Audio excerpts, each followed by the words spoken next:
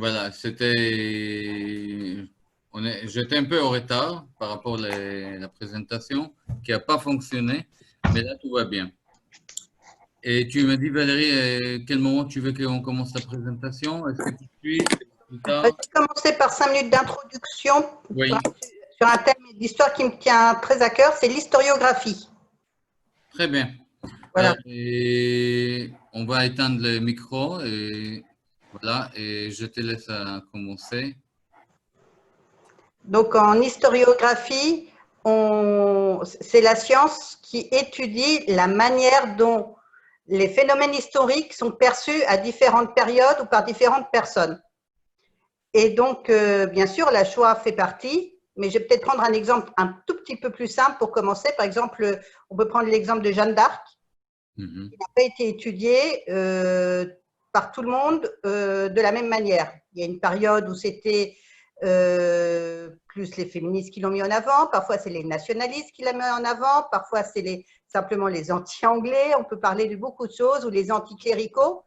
Donc, il y a beaucoup de gens différents qui ont une lecture très différente du même phénomène historique. Donc, ça peut être dû à des préjugés, ça peut être dû à un mode d'éducation, ou ça peut être dû tout simplement à sa propre éducation. Et donc, bien sûr, là, la Shoah rentre en compte pour le monde juif, puisqu'on a peut-être, en tant que juif, une vision un petit peu différente des non-juifs là-dessus. Et là où j'ai été très intéressée, c'est par l'histoire du Struthof, donc ce camp qui est à côté de chez nous, hein, j'allais dire à 2 pas, et je pense qu'il n'est pas considéré de la même manière par la communauté juive que par le monde non juif, pour commencer. Et j'ai l'impression que le monde juif l'a découvert assez récemment, lorsque l'histoire de la chambre à gaz, qui était notamment mis en avant par le docteur Raphaël Toledano, Oui. est sortie. Mais en fait, le Struthof existait depuis longtemps, n'a pas eu des prisonniers exclusivement juifs, hein, c'est sûr, ce n'est pas un camp d'extermination comme il y en a eu en Allemagne ou en Pologne. Donc, son histoire a surtout été portée par des résistants. Donc, d'ailleurs, ça s'appelle, le nom officiel du camp du Struthof, c'est le Centre européen du résistant déporté, le CERD. Donc, ce qui est important, c'est résistant déporté, bien sûr. Après, on verra aussi pourquoi européen. Et donc, c'est toute cette histoire et la manière dont ce lieu est chargé d'histoire de manière différente selon les personnes qui le visitent, qui m'a paru très intéressant. Et d'ailleurs, pourquoi est-ce qu'ils se visitent? Parce qu'il y a beaucoup de lieux d'histoire qui, malheureusement, ont perdu leur caractère historique. Or, le Struthof, lui, au contraire, a pris de la valeur au niveau mémoriel. Et si on le doit, je reviendrai bien sûr à la fin là-dessus, mais notamment Madame Naudufour, qui en a fait un centre européen vraiment de pointe, hein, au niveau d'histoire, de recherche historique et de visite pour tous les publics. D'accord.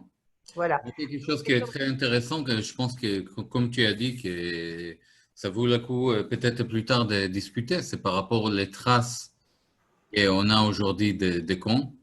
Et voilà, qu'est-ce qu'on fait aussi avec les traces de mémoire, qu'est-ce qu'on ne fait pas, voilà, parce qu'il y a différentes manières politiques aussi de traiter la mémoire. Et je te donne juste un exemple, j'étais il y a à peu près un an à côté Cracovie, avec un petit groupe dans un parc pour une visite de camp. Mais en fait, il n'y avait rien du tout. C'était comme la orangerie. Voilà, mais c'était un camp qui était assez important, qui était assez difficile. Mais aujourd'hui, on voit des bons, il y a des aires de jeu pour les enfants, et il n'y a rien du tout qui est resté. Sauf ils ont mis un panneau. Voilà.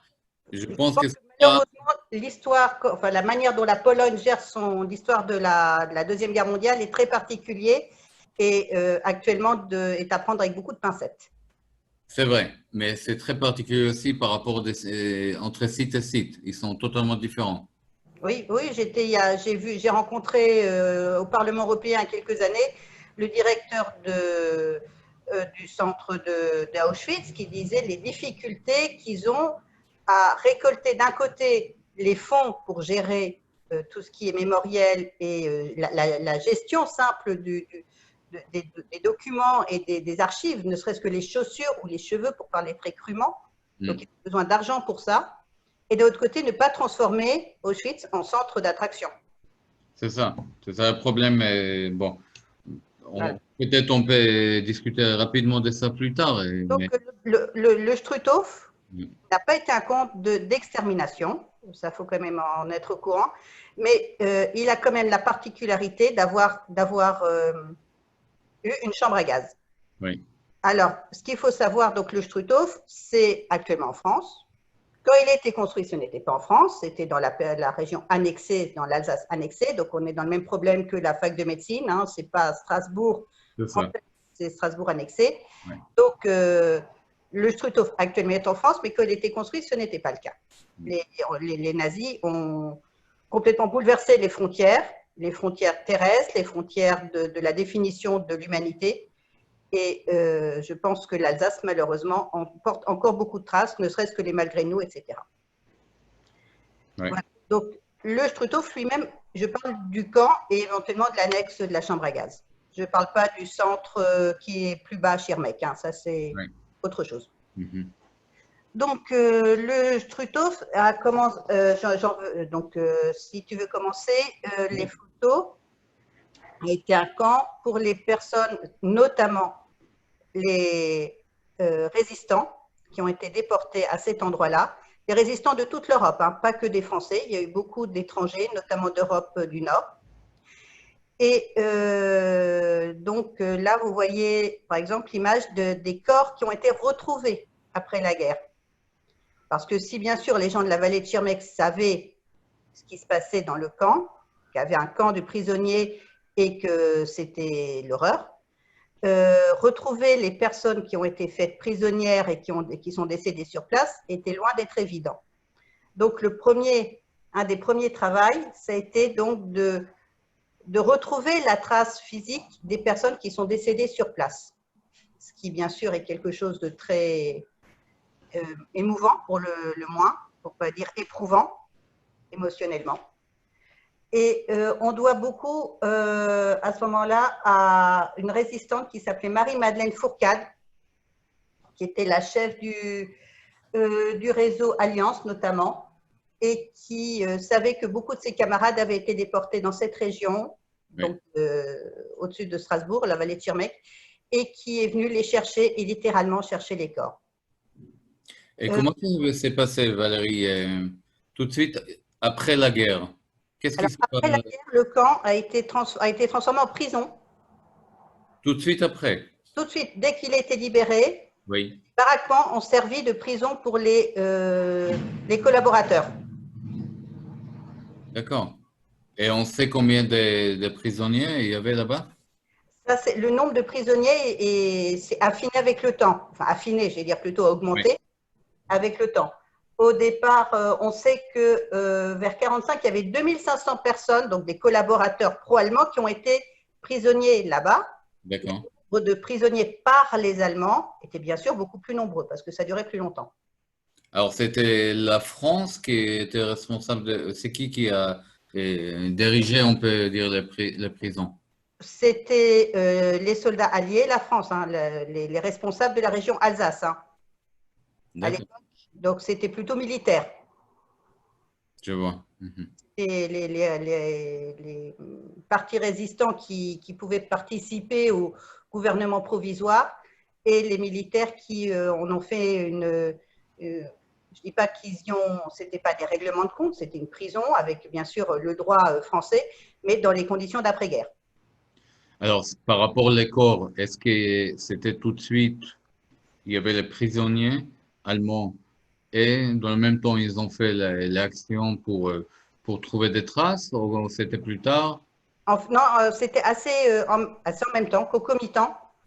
C'était à la fois donc, une prison pour collabos et les Allemands qui ont été faits prisonniers. Oui. Je dirais plutôt des civils que des militaires, hein, d'après les documents que j'ai vus passer. Plutôt des Allemands civils.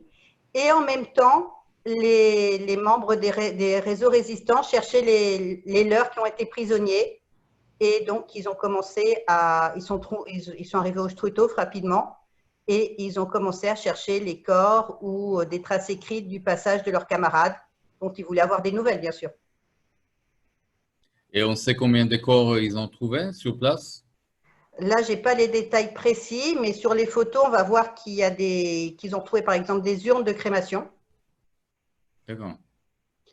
Et ce qui s'est fait petit à petit, là aussi, donc, dans l'historiographie, quand entre passage et langue se sont déliés, le nombre de prisonniers est devenu assez important. Il y a quand même eu plus de 17 000 prisonniers, je crois, qui sont passés par le Struthof, donc beaucoup. Et bon, les Allemands ont bien sûr essayé de détruire un maximum de documents en fuyant. Donc, parmi les documents qui restaient, il a fallu les étudier. Le Struthof a également la particularité d'avoir eu beaucoup de camps annexes. Et là, je salue le travail qu'ont fourni les étudiants de l'Orte, notamment, qui ont fait une exposition là-dessus l'année dernière, Oui. assez importante, sur tous ces camps annexes où on a découvert, par exemple, que Léo Kohn, malheureusement, était décédé.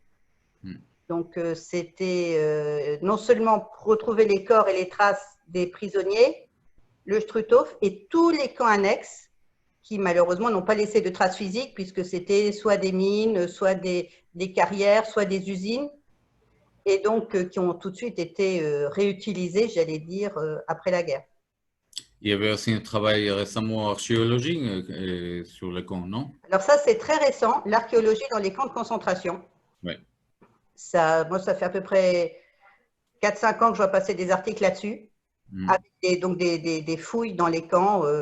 Alors, en Alsace, j'avoue que je n'ai pas vu beaucoup de choses, mais en Pologne, en Allemagne, je sais qu'ils ont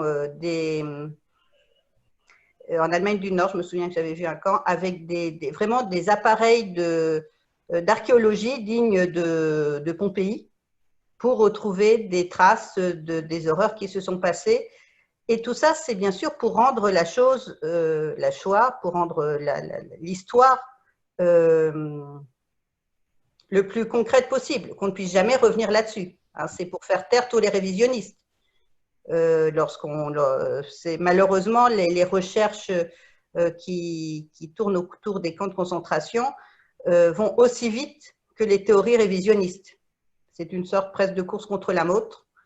Et c'est pas évident de convaincre les gens qui ne veulent pas être convaincus, malgré le plus de détails infimes, mais qui prouvent la crédibilité des histoires des témoins. Et peut-être même ce que les témoins n'ont pas pu dire, puisque des fois, c'est des détails techniques. Il y a des révisionnistes qui reviennent sur les capacités des fours crématoires et en faisant des recherches archéologiques, on trouve les preuves que ces fours ont fonctionné beaucoup plus même que les témoins pouvaient le dire. D'accord. Donc, d'ailleurs, on voit que sur la photo, il y a une personne au moins qui est masquée, c'est qui prouve que les corps devaient être là depuis un certain moment et malheureusement en très mauvais état et certainement difficile à authentifier. La photo est extrêmement intéressante parce que voilà, on voit des civils, on voit peut-être une casquette, c'est peut-être un militaire, effectivement. Voilà, peut-être quelqu'un. Voilà, c'est vraiment une action, à mon avis, qui a été faite avec les. La plupart des photos donc, que je vais utiliser au début de l'exposé viennent de l'USMM, donc le musée sur la Shoah, qui a des documents extraordinaires en ligne. Il suffit d'aller sur leur site, de taper Struthof, images et on trouve beaucoup de choses. On tombe sur ce genre d'horreur. Ouais. Voilà. Tu continues? Oui. Voilà, donc les résistants qui découvrent à Uri le four crématoire d'Auschwitz, encore quasiment en état. Bien sûr, on ne peut pas savoir si c'est une mise en scène ou pas, mais on voit bien qu'ils sont encore armés, donc on imagine que les combats ont dû finir récemment, ou du moins qu'ils ne se sentent pas suffisamment en sécurité pour venir désarmer. Donc, c'est que ce n'était pas évident. On voit aussi que c'est des gens très jeunes. et qui ont presque pas l'air de comprendre ce qu'ils voient devant eux. Donc, on est bien dans vraiment la découverte de l'horreur totale, comme quoi les prisonniers étaient traités, étaient détruits. Struthof faisait partie donc de Nuit et brouillard, où les résistants devaient littéralement disparaître. Et je pense que même pour des combattants qui savaient quel était leur ennemi, voir ça ne devait pas être évident à comprendre. Pas plus pour eux que pour nous, même avec le recul de 80 ans et de toutes les informations. Oui, maintenant, voir les photos comme ça, c'est incroyable. Bien sûr, c'est toujours visible et ça fait partie de la visite du camp du Struthof. Hein. Donc, je rappelle que c'était pas destiné, il n'y avait pas de chambres à gaz et de crémation. Les crémations, c'était pour les prisonniers, la plupart qui étaient exécutés ou qui mouraient suite aux conditions de vie.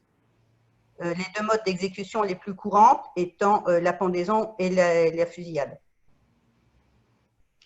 Les prisonniers étaient contraints de travailler dans des conditions, bien sûr, qui visaient à les faire mourir le plus rapidement possible. C'était pas de nourriture, pas de chauffage, pas de médicaments.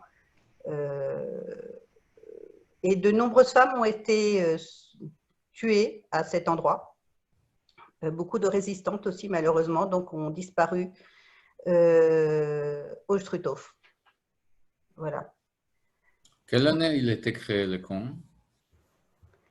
Alors là, en l'occurrence, moi, je me suis basée plutôt sur après le camp. Parce que le camp est devenu, donc je n'ai pas d'histoire précise du camp, hein, ça, c'était pas vraiment ce que je voulais faire. Moi, je peux dire qu'il a été libéré fin novembre, début décembre 1944. D'accord. À ce moment-là, les troupes alliées, les résistants ont pris le pouvoir dans le camp, il n'y avait plus d'Allemands. Et donc, c'est là qu'ils ont commencé à découvrir les horreurs. Donc, fin novembre, début décembre, il y avait encore beaucoup de combats dans la région. Donc, voilà, sur la photo, on voit une Jeep militaire, notamment. Donc, elle n'est peut-être pas extraordinaire. Mais donc, la date est donc le 25 novembre 1944, découverte du premier camp de concentration à l'ouest de l'Europe.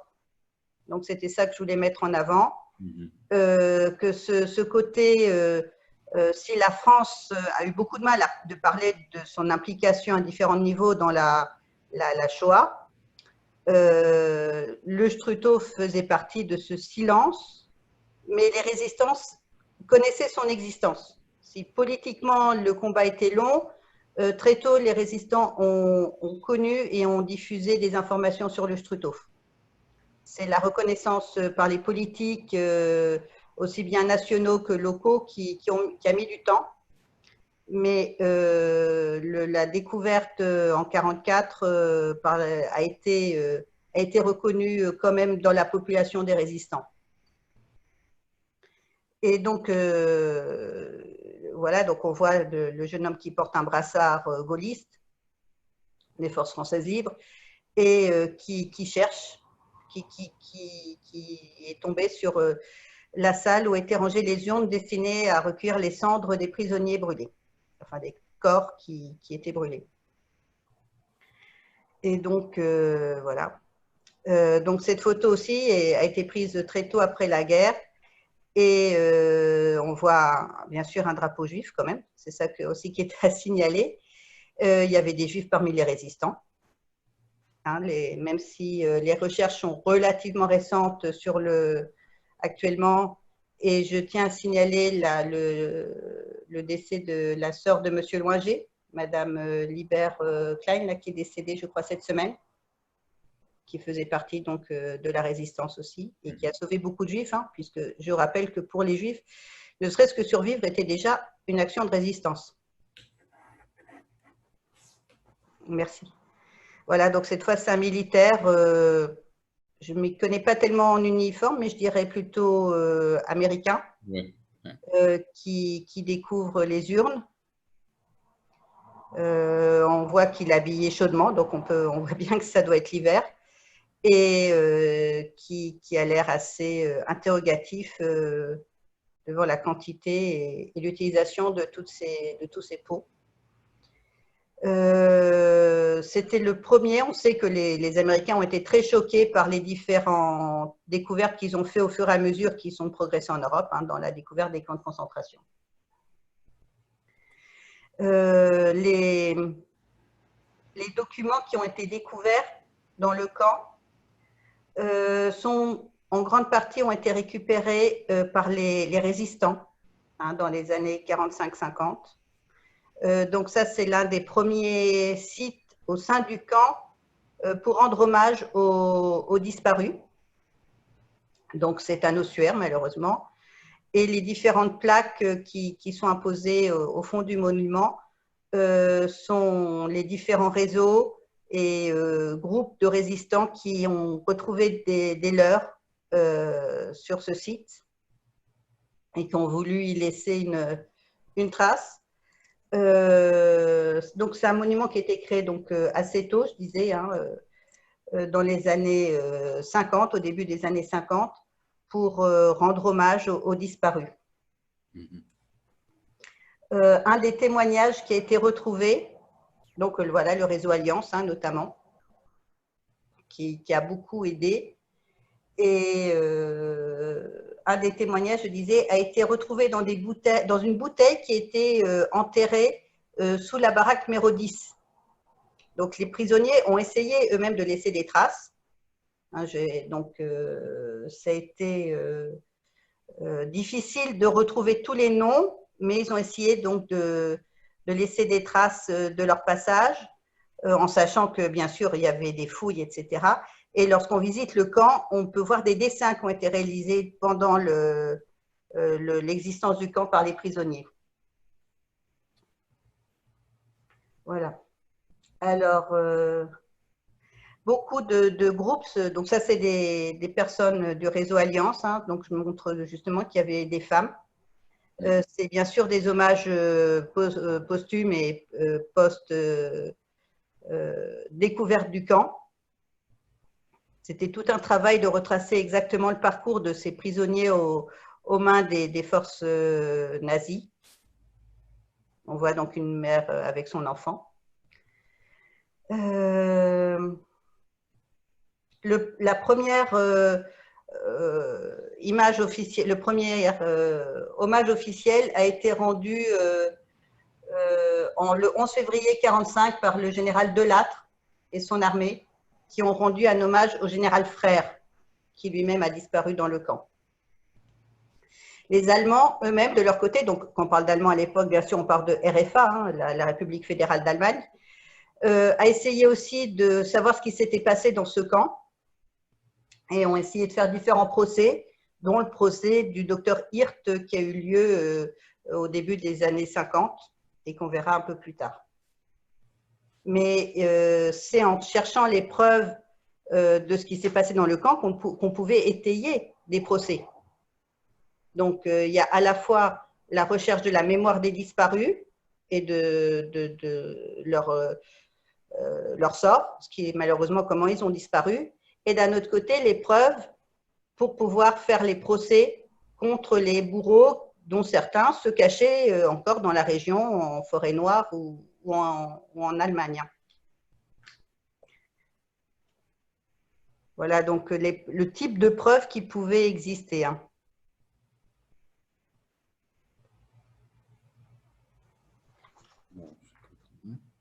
Alors, je vais vous faire une chronologie relativement rapide de ce qui s'est passé pour que le camp devienne donc ce que vous voyez, c'est-à-dire un cimetière ordonné, un petit peu comme on voit en Normandie, et des monuments qui se voient dans toute la vallée, hein, donc le gisant qui est debout, en l'occurrence. Et on voit bien donc que c'est voulu rapidement. Bon, là, ça date de 2020, mais donc c'est quelque chose qui aura lieu, visible, qui aurait dû avoir lieu, on va dire. Et on voit le côté européen surtout. Hein. C'est aussi ça qui est important dans l'histoire, c'est que le camp de Français et Allemands est devenu rapidement quand même un monument européen. Donc, je reviens donc sur ma chronologie. En septembre 1949, le président du Conseil, donc on est toujours sous la 4e République, transfère la responsabilité du camp au ministère des Anciens combattants et victimes de guerre. Donc, ça devient, tout ce qui est prison, bien sûr, est fermé et le camp, quelque part, est figé pour devenir, rester un lieu de mémoire, mais qui n'est pas encore habillé pour ça. L'année d'après, donc en mars 50, la Commission nationale des déportés, internés et résistants crée une nécropole au Struthof. Donc, c'est quand même 5 ans après la guerre que les dépouilles reçoivent un monument officiel de la France. Et la même année, le sol du site est classé monument historique. Donc, bien sûr, pour commencer des fouilles de manière plus historique et plus précise. Et l'année suivante, donc en 51, ça sera le bâtiment du four crématoire qui sera classé monument historique. Donc, bien sûr, je ne vais pas expliquer à Yoav ce que c'est que l'importance de classer monument historique, mais ça permet bien sûr la conservation, ça permet d'avoir de l'argent, des fonds, pour garder les monuments en l'état et pas les laisser disparaître avec le temps. C'est ça le problème avec beaucoup de camps, qu'on a des objets, des bâtiments, et voilà, qu'il n'y a pas de financement, il n'y a pas d'argent. Et voilà, alors avec le temps, c'est en train de mourir. Et je parle des objets qu'on laisse, voilà, alors, dehors, à l'extérieur. Et pour toutes les personnes qui connaissent un petit peu les Vosges, enfin la région de Schirmeck, le camp est dans un endroit magnifique, on va dire. Je veux dire, c'est un but de promenade classique, ça l'était déjà dans les années 20, 30, etc. Et donc, c'est un endroit relativement facile d'accès à pied. Je veux dire, c'est pas de la haute montagne, on n'est pas dans les Alpes. C'est relativement facile d'accès. Bon, maintenant, c'est sûr, avec les routes, le Mont-Saint-Odile pas loin, c'est presque évident. Mais c'est quand même un lieu sauvage qui est entouré par la forêt. Oui. Donc, s'il n'est pas entretenu, il disparaît. Là, je ne vais pas revenir sur l'idée du mur païen. Oui. Voilà. Donc, là, en bout de 5 ans, le site reçoit des financements. Au fur et à mesure, bien sûr, les officiels vont venir. Donc, je reprends juste un peu avant d'arriver à Mitterrand. En 1953, un décret officiel crée un comité national pour construire un mémorial de la déportation sur le site du Struthof. Donc, il y a toute la belle bureaucratie française qui se met en marche lentement pour reconnaître le site. En 1954, il y a la première destruction d'une baraque de couchage qui est en mauvais état. Donc, bien sûr, les choix sont faits. Qu'est-ce qu'on garde pas, qu'est-ce qui est en état d'être sauvegardé et de servir de témoin. En 1954, nouvelle création d'une nouvelle commission exécutive d'anciens résistants et déportés qui va décider de quel type de construction on va faire. Donc, c'est tout le processus administratif des années 50. En 1957, donc quand même 12 ans après la guerre, l'enterrement officiel d'un déporté inconnu symbolique. Donc, la mémoire ne se perd pas, mais elle est longue. Donc, et à l'époque, je n'ai pas beaucoup trouvé de traces dans les documents, dans les journaux de l'époque, ça n'a pas fait beaucoup de bruit, cette cérémonie de 57. Donc, en 1959, on voit la silhouette du déporté, donc ce monument qui symbolise une flamme. Donc, la fin des travaux est en 59 et c'est un monument donc, de 40 mètres de haut qui se voulait visible de toute la vallée. Donc, certes, la mémoire était longue, mais elle se voulait quand même visible. Et en 1960, en juillet 1960, 14 unes provenant de différents camps de concentration sont enterrées au Struthof. Donc, le Struthof est intégré à la mémoire de la Shoah. Et cette cérémonie de 1960 est importante dans le sens où on reconnaît le passage des étrangers au Struthof, donc le plan global des nazis et bien sûr l'application des chemins de fer, etc. Et le général de Gaulle vient à l'occasion, il y a une photo qui va venir par la suite, du général de Gaulle qui vient à ce moment-là parler donc des résistants déportés. En 1965, création du premier musée regroupant les objets du camp et expliquant son fonctionnement dans une seule baraque. Donc c'est un tout petit musée qui a le mérite d'exister déjà, même s'il n'est pas mis en avant. Et bien sûr, les visites des scolaires n'étaient pas ce qu'elles sont aujourd'hui. C'était plutôt soit des résistants qui venaient rendre hommage à leurs camarades, soit des familles de résistants qui venaient chercher des traces des leurs, soit des gens de la région qui passaient par là. Mais on ne peut pas encore dire qu'il y avait le travail qui est fait actuellement. En 1973, il y a une nouvelle cérémonie officielle pour l'inauguration, cette fois du gisant allongé qui est à l'entrée du camp, qui symbolise bien sûr la souffrance des prisonniers. Et cette agitation ne plaît pas à tout le monde, puisqu'en 1976, il y a un incendie criminel qui a lieu au Struthof. Moi, je dois reconnaître, bon, j'étais très jeune à l'époque, mais c'est un peu la première fois que j'en ai entendu parler à cause d'un débat qui avait lieu dans la classe, donc j'étais à l'école primaire, pour parler clairement, et certains disaient que c'était parce que les gens voulaient oublier cette page noire, on va dire, la laisser partir comme un mauvais souvenir, et d'autres reconnaissaient que c'était un acte criminel contre la mémoire. On était très jeunes, hein, j'avais quelques années, même pas 10 ans, mais c'est un débat qu'on avait entre nous, ça, déjà, de savoir si le camp du Struthof devait être un lieu de mémoire ou au contraire le laisser disparaître. C'était encore un débat. Cet incendie criminel a été revendiqué par un groupuscule qui s'appelle les Loups Noirs. Et c'est avéré que les sources policières l'ont interprété plus comme un acte d'indépendantistes alsaciens plutôt que d'extrême droite. Oui. Donc c'était plus des gens qui voulaient garder la mémoire de l'Alsace propre plutôt que comme des révisionnistes comme on en connaît maintenant. Alors, le loup noir nous visitait à Erlesheim. Pardon, c'était à Quatzenheim. Donc ils existent toujours visiblement. Voilà. On avait des traces et des tombes qui étaient taguées, mais pas avec l'écriture des loups noirs. Les loups noirs. Leur dirigeant vient de publier un livre en allemand et en français récemment sur son histoire, sur les plusieurs attaques. C'était pas seulement le Struthof, c'était aussi à Thann et c'était à Turkheim qu'ils ont fait des attaques, des incendies. Et à Turkheim, c'était avant tout contre le mémorial de Turenne. D'accord. Ils ont fait ça.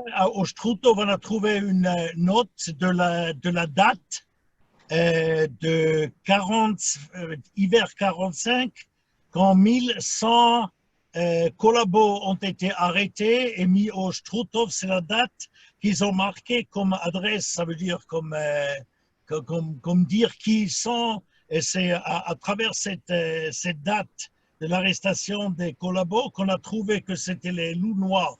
D'accord. Voilà. Merci.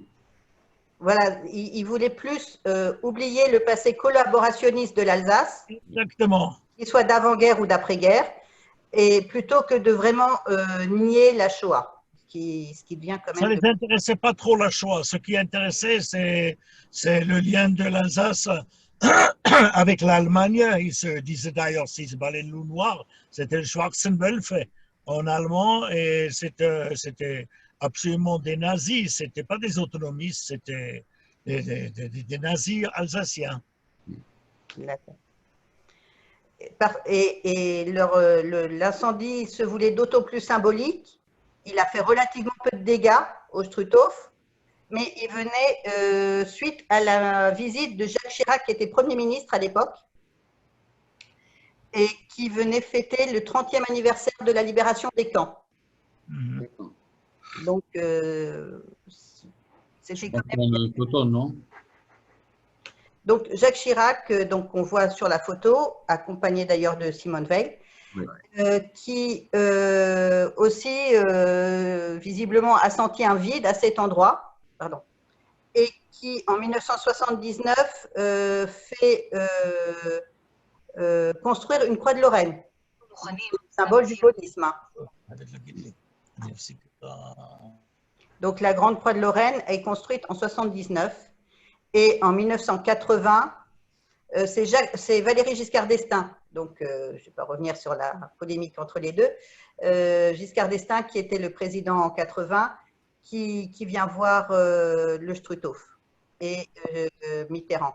Donc, on va dire que c'est plus ou moins paradoxal que les hommes politiques, les présidents français donc de la Ve République rendent hommage au Struthof, rendent hommage aux résistants, j'allais dire, sans vraiment revenir sur l'histoire, puisqu'on peut le tournant quand même de l'histoire de la Shoah en France et de l'implication du monde politique, c'est le discours de 95 lorsque Jacques Chirac est président. Hein, donc la reconnaissance officielle de l'État français dans la Shoah. Et je veux dire, ce qui joue à ce moment-là pour le Struthof, puisqu'on sait donc que ce n'était pas en France à l'époque où il a été construit, mais c'est dans son entretien et la diffusion de sa mémoire que l'État français va devoir s'impliquer à partir de 95. Donc, c'est un peu la date clé bon, je vais pas revenir sur le livre de Paxton qui a fait prendre conscience de tout ce qui s'est passé en France pendant la guerre, du collabo, mais c'est vraiment, la page est tournée en 95, on va dire. La France reconnaît qu'elle a participé à la destruction, entre autres, des Juifs, bien sûr des résistants aussi, et qu'elle doit entretenir cette mémoire et la faire diffuser pour pas qu'elle soit oubliée. C'est un travail que Mitterrand n'avait pas fait. Il ne pouvait peut-être pas le faire, mais qu'il n'avait pas fait à l'époque non plus. Hein. Il était à la milice. Ça, on l'a su un peu plus tard, ouais. On s'est rendu compte très tard, finalement. Il était à la milice, alors.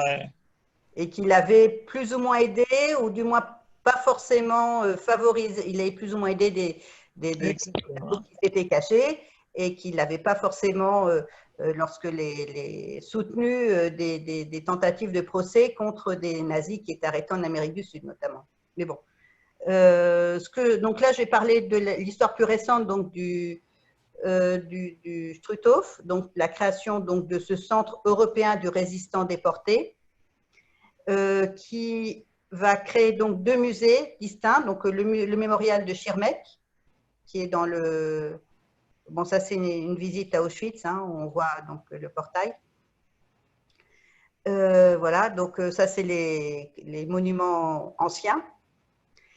Donc, il y a le mémorial qui est au fond qui est en bas dans la vallée à Schirmeck, et le centre Le Cerd, qui est un bâtiment beaucoup plus récent. On voit M. Bierry, hein, donc local, qui accueille visiblement d'anciens prisonniers. Et donc, il y a peu de photos d'ailleurs, j'ai remarqué, du nouveau bâtiment, Le Cerd. Hein. On en trouve quand on va sur le site du Struthof actuel, qui est très bien fait, qui a énormément de documents pédagogiques. Je veux dire, pour toutes les personnes qui ne peuvent pas se déplacer, la visite du site est déjà en elle-même passionnante. Et les enseignants n'ont aucune excuse de ne pas préparer leur groupe quand ils y vont. Donc, ce bâtiment qui se situe au niveau du camp est très récent. Il est très didactique. Donc, c'est plutôt un bâtiment, j'allais dire, sombre, où les documents sont mis en valeur par la lumière. Des documents très clairs, il n'y a aucun doute là-dessus, qui sont complétés par la visite de la baraque, qui servait donc qui sert toujours de musée, mais donc qui est le musée ancien, j'allais dire, par la visite du camp lui-même avec la salle de dissection, les salles d'interrogatoire et le four.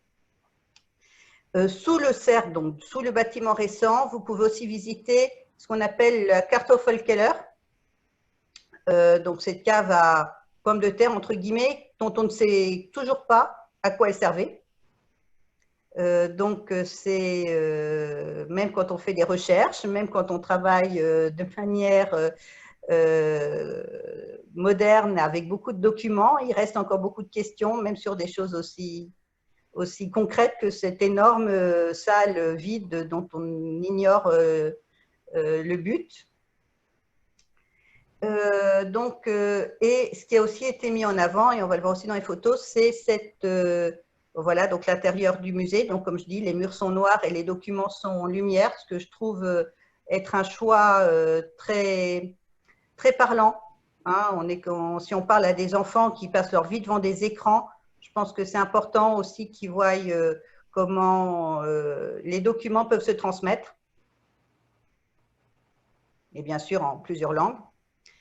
Et donc, on peut visiter les différents bâtiments. Et donc, en sortant du bâtiment moderne et en marchant quelques centaines de mètres, on arrive à la chambre à gaz, qui a été reconnue plus tard comme étant telle, alors que bien sûr, les gens qui vivaient là le savaient ce que ça avait été. Donc, on voit la construction et la profanation des différents plutôt monuments. La chambre à gaz, donc, qui est à l'extérieur de l'endroit où il y a les baraquements. Hein, si on considère que le camp, c'est endroit où il y a les baraquements, la maison est à l'extérieur puisqu'elle faisait partie du petit hôtel qui existe toujours à côté. C'est la salle des fêtes. Et donc, elle a été, maintenant, c'est devenu aussi un lieu de mémoire important. Et elle se visite. Et il faut quand même être prévenu parce que c'est quand même un choc quand on y va. Cette chambre à gaz, donc, qui a servi à gazer les 86 juifs qui ont été amenés d'Auschwitz et dont on connaît l'histoire grâce à Monsieur Lang, donc un historien allemand, journaliste historien allemand, et Dr Toledano, Raphaël. Oui. Et une plaque est apposée avec le nom et l'origine des 86 personnes qui ont trouvé la mort à cet endroit. Donc, c'est très impressionnant car ces gens viennent de toute l'Europe. Il y en a qui viennent de Finlande ou de Grèce, qui sont passés par Auschwitz, qui sont arrivés donc, dans notre belle vallée de Schirmeck, hein, malheureusement pour mourir et être dépecés à Strasbourg. Ouais. Et heureusement, donc à Cronenbourg, un endroit leur est maintenant dédié et leur nom est reconnu.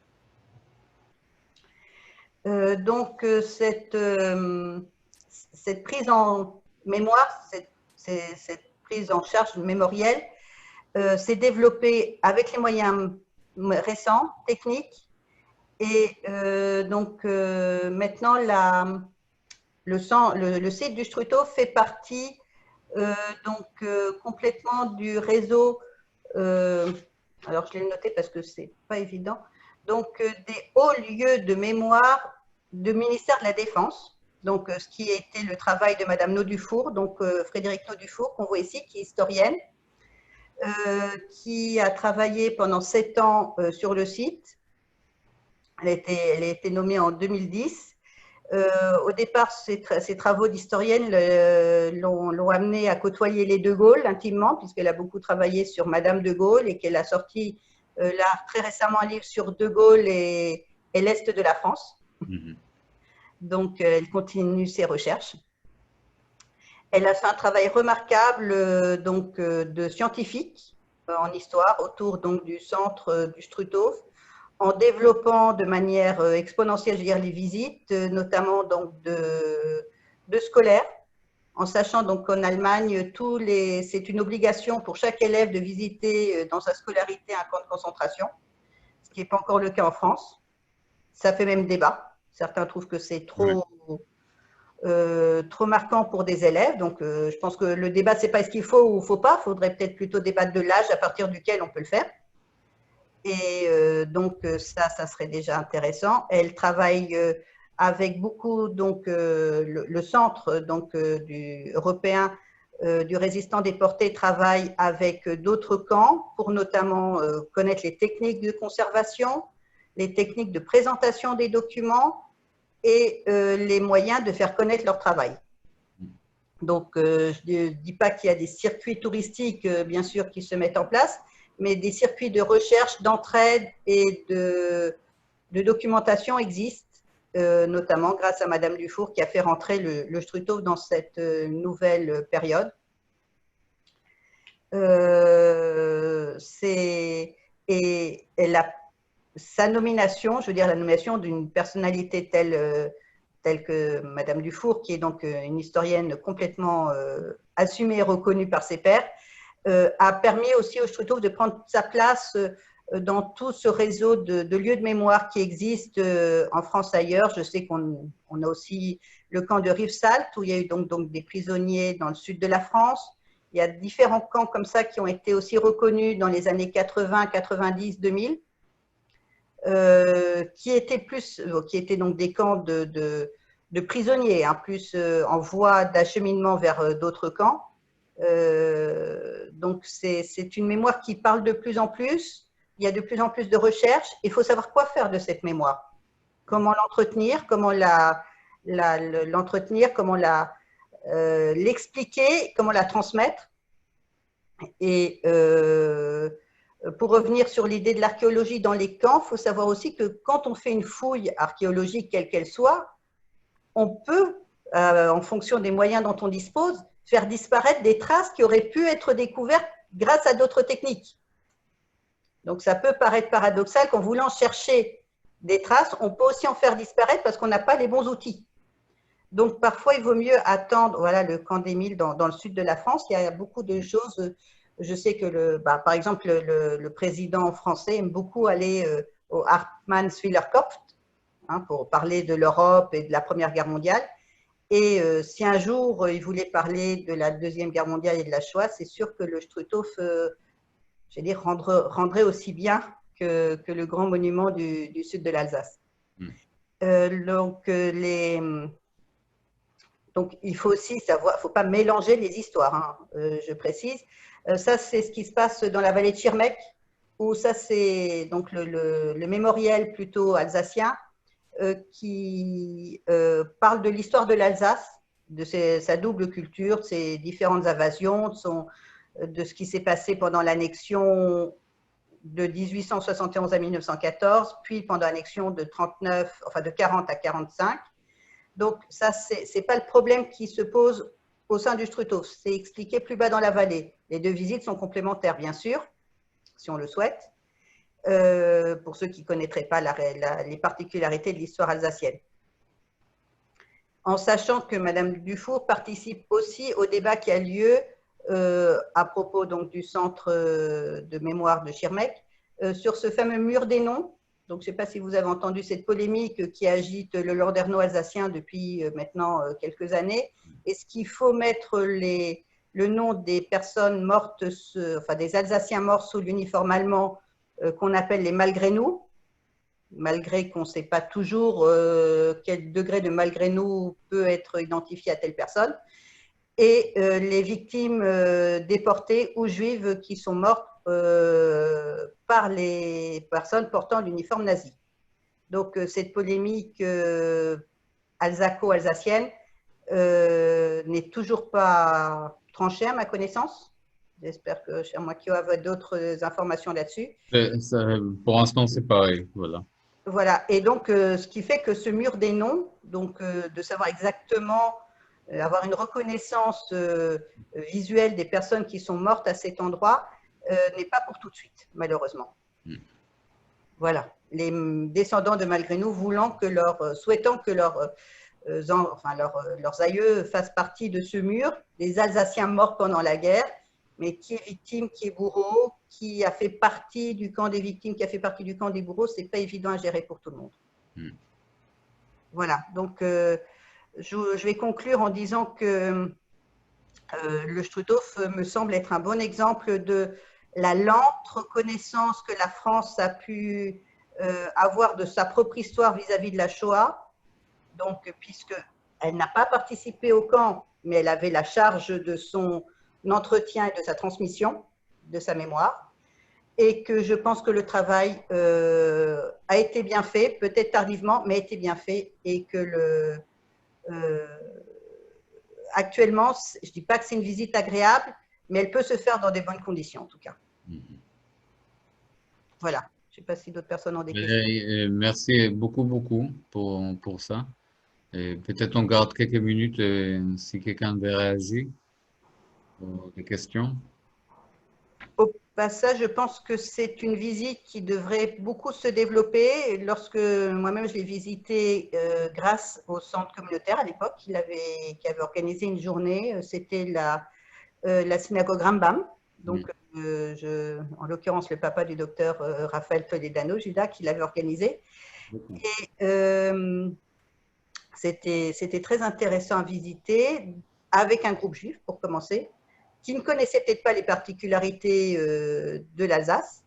Donc, c'était doublement intéressant. C'était pas facile. C'est vrai que c'est quand même encore un lieu très émouvant, notamment la montée ou la descente de l'escalier des déportés, qui est éprouvante physiquement et qui rend compte à minima donc, des conditions de vie. Et ne serait-ce que garder ce genre de choses aussi bêtes, je veux dire qu'un escalier en mauvais état montre déjà la volonté de faire disparaître l'humanité des prisonniers. Merci encore Valérie. Voilà. Est-ce que quelqu'un aimerait réagir par rapport à la présentation? Ou si vous avez des questions. Je pense qu'il faut développer il faut encourager les écoles françaises à venir. Il y a plus d'étrangers que de Français qui visitent le Struthof. Bon, je peux pas dire que c'est assez normal, mais voilà, c'est le cas.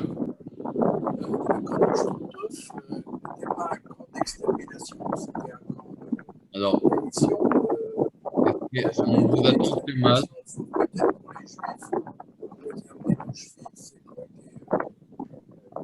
Désolée, je n'ai pas entendu.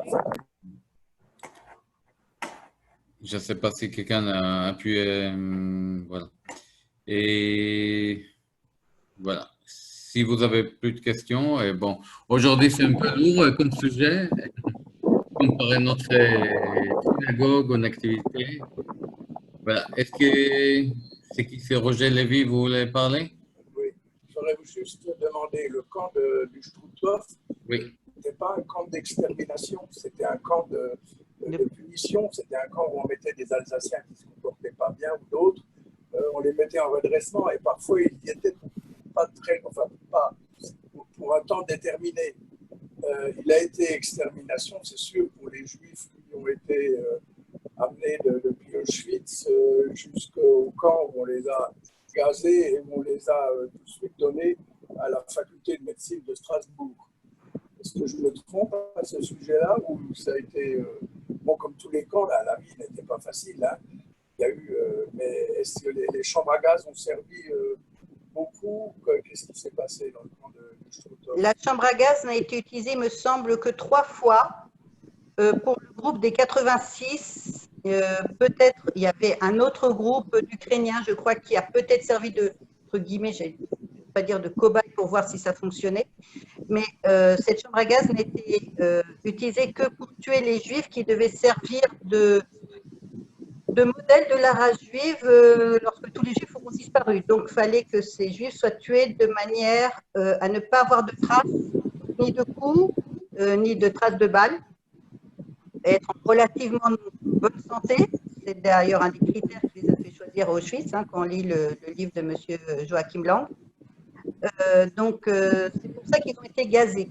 Et ils ont été gazés au Struthof pour que les corps arrivent en bon état à la fac de médecine de Strasbourg. Et effectivement, alors, juste pour revenir là-dessus, ce qui pourrait aussi faire l'idée d'un Zoom, d'une émission Zoom sur ce groupe de 86, mais je pense que Raphaël Toledano serait beaucoup plus à même d'en parler. il y avait une légende au sein de la fac de médecine de Strasbourg pendant des années. Et c'est sur le fait qu'il y avait des morceaux de corps de juifs qui servaient en pathologie. En gros, tous les étudiants de la fac de médecine de Strasbourg en avaient plus ou moins entendu parler. C'était voilà, une sorte de légende urbaine. Et donc, c'est le travail historique donc, je reviens de Raphaël Toledano notamment, qui a été aidé par Yoram Federman, le docteur Federman, le psychiatre, qui ont fait un travail de recherche, qui ont bousculé quelques portes, qui ont été aidés par des journalistes plus connus comme M. Simès, pour faire bouger la fac et pour que cette histoire soit vraiment connue et qu'on admette que ce qui s'est passé à la fac de Strasbourg en 1944-45, enfin 1944 en l'occurrence, était dû aux Allemands et pas du tout à l'établissement français. Il y avait des étudiants français, bien sûr, mais c'était une politique allemande qui a été sur le sol français et que malheureusement, dans les années 60, 70, 80, la fac de Strasbourg n'a peut-être pas voulu reconnaître.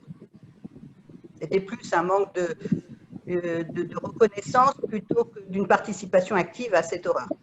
Voilà, donc on ne peut pas accuser les médecins de Strasbourg d'avoir participé à ça aucunement, mais ils l'ont caché pendant longtemps. Voilà. La faculté de médecine de Strasbourg avait été réfugiée à Clermont-Ferrand. Hein. Exactement. Donc, les Allemands qui étaient là, c'était des Allemands, c'est ça. Des nazis, c'était des Allemands, c'était pas des, voilà. ou des Alsaciens, enfin des Alsaciens qui étaient annexés. Et d'ailleurs, la fac de médecine de Clermont-Ferrand a subi des rafles, hein, où les étudiants alsaciens, malheureusement, les juifs ont été déportés. Je voulais dire, lorsque j'ai fait mes études de médecine, il y a de ça 50 ans, j'ai vu encore des corps coupés en rondelles qui étaient dans des bocaux, où on voyait en particulier une chose qui me reste marquée, où je voyais le corps d'une femme avec son enfant à l'intérieur. Hein. C'est des choses affreuses qu'on peut voir et qu'on voyait encore il y a 50 ans en fac de médecine dans des bocaux. Il y a des expositions où on voit les gens payent pour aller voir ce genre de plastiné, mais bon, ça c'est un autre problème. Mais pour l'histoire des 86, je renvoie au film et au livre, donc Le nom des 86, qui pour moi est quasiment un roman policier, tellement c'est une recherche pleine de rebondissements pour retrouver le nom de ces victimes et l'histoire de leur fin terrible. Merci. Merci. Alors, est-ce que quelqu'un veut réagir encore les dernières minutes?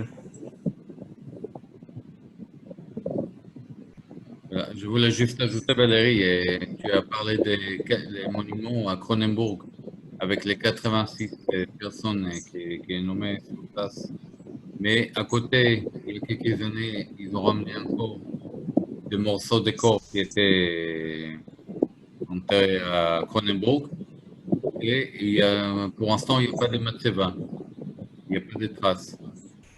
Et ça, c'est notre prochaine étape avec les grands rabbins et pour créer les matzeva avec l'université, avec l'hôpital et voir vraiment terminer cette histoire, si on peut dire. Voilà, donner les dernières kavod et honneur aux personnes qui étaient tuées. Je voulais te remercier énormément, Valérie. Comme chaque fois, c'est très intéressant. Et voilà, je voulais vous inviter aussi pour l'émission de lundi. Lundi, on va parler de la synagogue de Eugenheim, dans le Haut-Rhin. Et voilà, on va voir quelle activité culturelle. C'est une synagogue qui est privée aujourd'hui. Et je pense qu'il nous attend beaucoup de surprises positives par rapport à l'activité de la synagogue. Alors, encore une fois, merci beaucoup. Je vous souhaite un bon week-end et Shabbat Shalom. Et à très bientôt tout le monde.